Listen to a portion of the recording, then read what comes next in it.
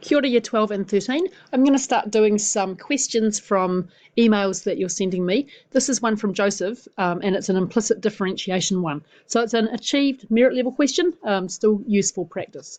So this is the problem. We're given an expression that's got both x's and y's in it.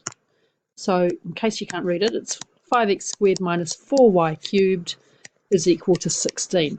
So if we have to differentiate that, we're going to differentiate with respect to x.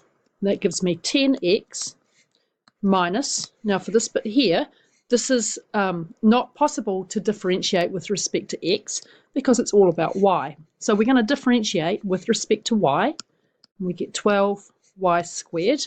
And now we use the chain rule. We multiply by dy by dx. And when I differentiate a constant with respect to x, I get 0. All we have to do now is to rearrange. So we get dy by dx, negative 12y squared dy by dx is equal to negative 10x,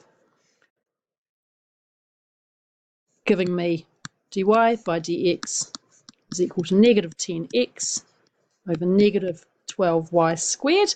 I need to simplify that fraction, so I get 5x over 6 y squared. So there you go. Remember, implicit differentiation is just an application of the chain rule. So if your chain rule is strong, you'll be fine with implicit, but if your chain rule is wobbly, it'll be a struggle. So make sure you've gone through the chain rule problems in Delta really, really thoroughly, because it's a key skill for level 3. Thanks for watching.